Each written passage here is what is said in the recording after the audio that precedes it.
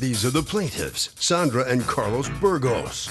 They say the defendant, a landscaper, blew leaves, sand, and debris onto their car, damaging it. When confronted, the defendant said he wasn't going to pay. They can't believe the audacity of this guy. But they know one thing for sure. They won't allow him to get away with damaging their property. They're suing for $848.05, the cost of their repairs.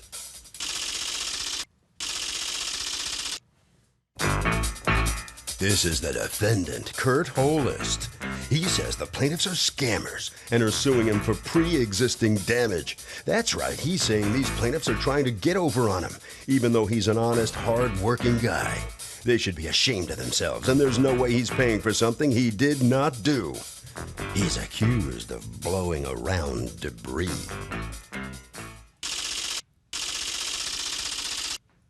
The defendant has filed a countersuit for $5,000 for slander and badmouthing.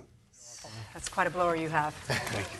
All right, Ms. Burgos, you are Mr. and Mrs. Burgos, you are suing Kurt Holist and HQ Landscaping for $848.05 because, according to you, with that big blower, he damaged your car. Yes. All right, talk to me. What happened? On April 14th, I was doing the dishes in my kitchen, and his crew was outside in the yard, and they were blowing all the debris, the leaves and twigs. Your yard? Yeah, because we live in condos. Okay. So the common areas? Yes. Okay. And as I was doing the dishes, one of his men, a young guy, had a blower on his back. Was that it? I don't know if that's the one. Okay. But there was a blower on his back. Okay. Okay. And inside, when you look outside my window, my husband had his Dodge Ram truck parked in our parking place. Right next there was my car. And this kid went down between the two vehicles, and he was blowing leaves and debris, and he was walking down this way, getting them underneath my car. When he left, a little while later, because I have a 15-month-old baby there too, I went out and I looked at the truck and I saw some scratches. Later on, I saw a guy driving a lawnmower, and I went out and I spoke to him and said, I need to speak to the owner of the company because of the damage on the car. He told me that it was his father and he would speak to his father and get back to me, but he didn't. That night, we called the police, had the police come out and look at it. Do you have pictures of the damage? No. I don't have pictures of damage, but I have two estimates for the vehicle. Okay, but why didn't you take pictures of the damage? Because that's important in a case like this. Because we had the police report that saw it. A police report that saw it? Okay, hold on. I'm going to ask the police officer who's not here, because I've read the report. I'm going to ask him, what did it look like? Exactly what did it look like? He can't tell me because he's not here. He just got the police report. He says scratches here and scratches there. I mean, whenever something like this happens, and you know you're loaded for bear because you're having to get estimates and all that, you should take pictures. All right, now, you talked to the son, or someone who says, do you have a son who works with you? Stepson, yes. Okay, all right, and nobody calls you back, and then what happens? My husband spoke to him a few days later, okay. And he says he's not going to pay. He says that we've done this job over 1,000 times and never had this problem before. Okay, so who was on duty that day? At the time of the so-called incident, it was myself and two other employees that I had doing the sand in the parking lot. Okay, what's the sand in the parking lot? What does that mean? What it is during the wintertime, you lay down sand and salt, and it goes all throughout the parking lot. So we notify a property manager who's in charge of the complex at the times that we're going to be doing spring cleanup, it's called. He is supposed to notify the people that live there the days that we will be there so that vehicles could get moved because they get dusty. The only way to get sand from under cars or around cars is to blow it out so the sweeper could pick it up. So the day that is in question, we blew the sand out to the middle of the parking lot so that it could get swept up by a sweeper. Okay, my son, but was everybody else's car clear out of there except for these two? There was a few cars. Every time you do a condo complex, there's 98 or 90 people that live there. There's never 100% cooperation, so sometimes you have to get down on your hands and knees and blow sand from underneath the car so you could do a thorough job. And then the sweeper comes by and sweeps up from the center of the Did you ever get a notice to move the cars or no? No. Yeah, just so I could explain how it's done. I can't control a property manager if he sends out a letter or not.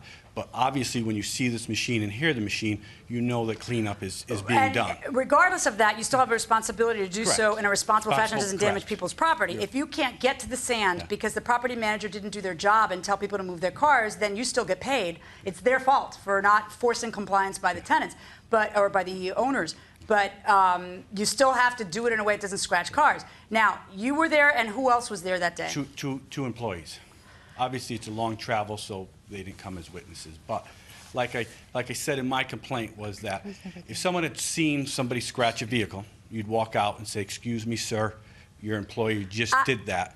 Did you actually see the scratching of the vehicle? It says that in her No, complaint. I was looking out the window. I and think what she's watched him- saying is that I watched him walk down the side of the vehicle with a truck. But then So- when I got outside and I saw it, I What never saw propelled him you to there go that day. outside? Why were you outside? I went outside later to see what the truck, because I never saw him there that day. No. It was- What made you go outside later as opposed to that moment? In other words, Because I was doing the dishes and I have a 15-month-old grandson there. and And then after that, I went out. after what? The dishes? After the dishes and The dishes and can wait, trust me. Okay. She's not saying she saw the contact, if that's what you're... Again, that's what I read in the complaint that she Right. saw. I Yeah, can think only she- I think can only she go means by she saw I them can only coming go by. by Show what me I how read. that straps onto the back. How does a person carry that? So her explanation was that my employee walked in between the two cars and did damage to the truck. And the scratches that her husband showed me 2 days later. See, the first day that we were doing sand, just for the record, my son was not there. We own a dumpster business, and he was out delivering dumpsters. We were there for 3 days. It was the second day that her husband approached my son. My son said something to me. He stopped while we were on the common road to the condo complex and showed me the scratches in question. There were scratches going left to right, up and down, and swirly. So there were 3 different types of scratches on this vehicle. And her explanation just now was that she saw my guy walk it down. Well, this blower is black and orange, majority of it, and he showed me a bunch of different markings that were white. And in 18 years of experience, this is the first time I have ever heard that a black and orange blower produced white marks of that many in that many different forms. And then to approach me 24 hours later, after he's gone to work or whatever, could have happened anywhere. You come out and you'd say, "Sir, look what you did," or he would stop. But what she's saying is that she approached someone who identified himself as your son. Yeah. Okay, and that and that your son said that you would call back and didn't, and that then they ran into you in the complex after that. But she's saying that she notified you that day, and I know she notified the police that day, and she told the police that day. What she says in the report to the police is, Sandra stated the male was walking very close to the vehicle and may have struck it with the leaf blower by accident. She later looked at the Dodge and noticed several small scratches on the passenger side. She said the scratches were not there prior to the male with the leaf blower walking by it. She's sure the landscaper was responsible. I looked at the Dodge and noticed 5 small scratches on the passenger side. All right, well, that is what it is. What we have is somebody who says she sees your worker go between 2 cars. She thinks it's awful close, but she doesn't go out and say, "Hey, watch out." Do you find that odd? Yes. So the plaintiffs never actually saw the worker hit the car with sand. Did the plaintiffs lose? Yes. Why? No proof, no dice.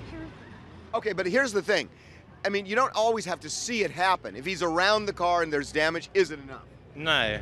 No, not if there's no pictures of it, then So the pictures are what sink it for you. yeah, definitely. Probably a combination. I have a feeling they're going to have some trouble here going inside the courtroom. Show me well, here's the repair order. Right fender, right quarter panel, right tail lamp. Okay, why the tail lamp? How would the blower destroy the tail lamp? I don't know what that is. I just, What do you mean you don't know what that is? That's the bill that you submitted into evidence in your name for the repair of the car. There was no damage to a tail lamp. there's no damage to the Mr. and Mrs. Burgos, I'm just, I'm a little bit uncomfortable about not having a picture of the damage. It really puts me at a disadvantage, and therefore you at a disadvantage, for me not to be able to see that these scratch marks are consistent with damage that a blower could do. I have to be able to look at it and say, Yeah, the guy rubbing up against it 5 times would cause all of these different marks on the side of a truck. I have to be able to look at it, and before I say, pony up, pal, I gotta know that it was really his company's fault. And it's very hard for me to do without the pictures. Do you have a counterclaim against them? Yeah, anytime we do anything, it's she runs out and says, we're suing him, he doesn't care, he causes damage. So what? I mean, Well, have you lost the contract over it? What did we lost? We lost, I guess it's the warm, fuzzy cultivation. glow of the condo people loving you? Well, again, which when it comes time to renewal. Okay, on your counterclaim against her, Excuse me, 0. miss? And on there, no, we're done. Can And on your I claim got against pictures him, here. 0. You have failed to prove it. What? No, these are pictures of, he said I slander him, but these are pictures of some of his work on my car. Wait, let me see. And the only Did he one damage your car again? No, This is what he's done to my cars, our cars. There's grass on your car? Yeah, And we and went they- to the board member, and he was upset, and that's why you got a phone call. It's not me. I haven't even been Yeah, home. you shouldn't leave grass on the No, car. no, it Why is got that? cleaned off. They blow it on when it. When you What? cut a lawn, it's Yeah, I don't want narrow. Oh, dude, I've been cutting lawns all my life. I'm It's from narrow. Florida. Just tell me why grass was left on It there. got blown off. It got blown off. So you're saying she ran out, took a picture to front. Again, the Okay. picture was It taken. got blown off taken. after the property manager No, complained to no, you? absolutely Yes. not. No, Okay. no. That was, All right, because if you're walking around with a blower that size, you ought to blow Yeah, the it got grass blown off off. Yes. people's cars. No, no, All right. it was a All right, mistake. my verdict but- stands 0 and 0. Good luck. oh my God.